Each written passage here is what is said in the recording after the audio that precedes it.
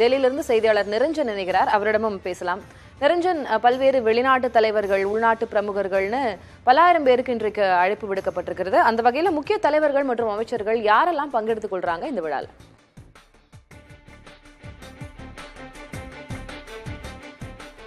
திலகவதி, யார் யாரெல்லாம் பங்கெடுக்கிறாங்க அப்படின்ற சம்பந்தமாகவும் பாதுகாப்பு ஏற்பாடுகள் சம்பந்தமாகவும் கணபதி, ராஜீவ் 2 பேருமே கொடுத்த தகவல்களை பார்த்திருப்போம். இப்போ நீங்க கேட்டது மாதிரி இப்போ யார் யாரெல்லாம் அமைச்சரவையில் இடம்பெறாங்களோ அவங்க எல்லாருமே போறாங்க. இப்போ என்ன மாதிரியான இன்விடேஷன் கொடுக்கறாங்கன்னா, இன்விடேஷன்ல யாருடைய பெயரும் அச்சிடாம, அதாவது அமைச்சர்களா இருக்கக்கூடியவங்களுக்கு மட்டும் அச்சிடப்பட்டு கொடுக்கப்படுது. மற்றவர்களுக்கு இப்போ ஊடகவியலாளர்கள் போறாங்க, இல்ல பாரதிய ஜனதா கட்சியோட மூத்த நிர்வாகிகள் யாராலும் போறாங்க அப்படின்னா, இல்ல மற்றவர்கள் யாரேனும் பொதுமக்கள் யாரேனும் பார்க்க விரும்புறாங்க அப்படின்னா, ஏன்னா இந்த விழாவை பொறுத்த வரைக்கும் பொதுமக்களுக்கும் நாங்கள் அனுமதி வழங்குவோம் அப்படின்ற மாதிரியான விஷயங்கள் சொல்லப்பட்டிருந்தது. அவங்களுக்கு அவங்களுடைய பெயரை குறிப்பிட்டு அவங்களுடைய அடையாள அட்டையை பரிசோதிச்சு அப்படியான இன்விடேஷன்ஸ் கொடுக்கறத நம்ம தொடர்ச்சியா பார்த்துக்கிட்டு இருக்கிறோம். இதுல யார் யாரெல்லாம் பங்கேற்கல அப்படின்றதையும் நம்ம பார்க்க வேண்டியதா இருக்கு. ஏன்னா தொடர்ச்சியா விவாதங்கள் நடத்த போகும் பொழுது உங்களுக்கும் விருந்தினர்களுக்குமே அது கொஞ்சம் சுலபமா இருக்கும். அனைத்து விதமான விஷயங்களையும் நீங்க கவர் பண்றதுக்கு உங்களுக்கு ஈஸியா இருக்கும். எதிர்கட்சிகள் பெரும்பாலானோர் இந்த பதவியேற்பு விழாவை புறக்கணிச்சிருக்கிறத நம்மளால பார்க்க முடியுது. கணபதி சொன்ன மாதிரி தான் 8000 இருந்து 10,000 பேர் வரைக்கும் இன்விடேஷன்கள் அப்படின்றது கொடுக்கப்பட்டிருக்கு. விருந்தினர்கள் வருவாங்க அப்படின்னு எதிர்பார்க்கப்பட்டிருக்கக்கூடிய சூழல்ல எதிர்கட்சிகள் பெரிய அளவில் இதை கலந்துக்கல.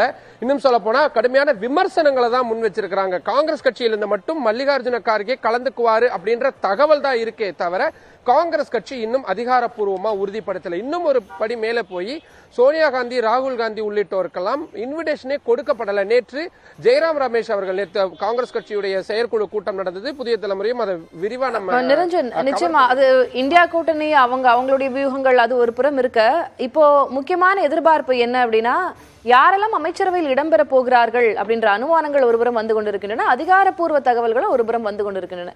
தற்போது வரைக்கும் நமக்கு அதிகாரப்பூர்வமா இவங்க எல்லாம் இந்தந்த கட்சியை சேர்ந்தவர்கள் அல்லது இந்த பிரமுகர்கள் முக்கியமாக அமைச்சரவையில் இடம்பெறுகிறார்கள் அப்படின்ற தகவல் நம்ம கிட்ட என்ன இருக்கு?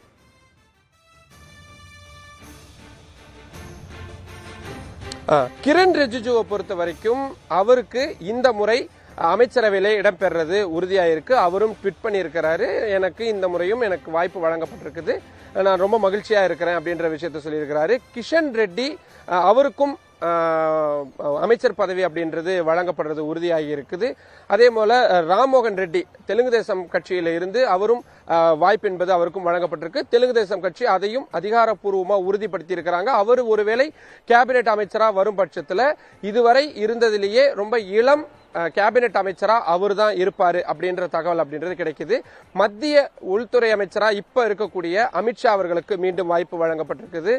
JP நட்டா அவர்களுக்கு வாய்ப்பு வழங்கப்படுறதா சொல்லப்பட்டிருக்குது. அதே மாதிரி ராஜ்நாத் சிங் அவர்களுக்கும் இந்த பதவியேற்பு விழாவில் அமைச்சரா அவரும் பதவியேற்பார். நிர்மலா சீதாராமன், ஜெய்சங்கர் மாதிரியான மூத்த அமைச்சர்கள் பலருக்கும் இந்த முறை மீண்டும் வாய்ப்பு வழங்கப்படும். அதிலும் குறிப்பா முதல் 4 இடங்கள்ல இருக்கக்கூடிய பாதுகாப்புத்துறை, உள்துறை, நிதித்துறை அமைச்சகம், வெளியுறவுத்துறை அமைச்சகம், இந்த 4 அமைச்சகங்களையுமே பாஜக தன்வசம் வச்சிருப்பாங்க அப்படின்ற மாதிரியான தகவல்கள் தான் இருக்கு.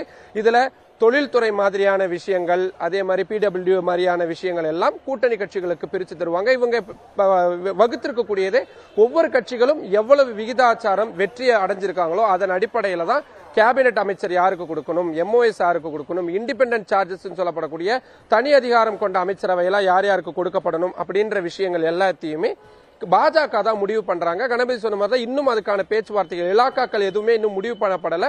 ஆனா இன்னைக்கு அந்த காலையில நடந்த தேநீர் விருந்துல யார் யாரெல்லாம் கலந்துகிட்டாங்களோ அவங்கள பெரும்பாலானவங்களுக்கு இந்த முறை வாய்ப்பு வழங்கப்படும் அப்படின்றது உறுதியாகி இருக்கு.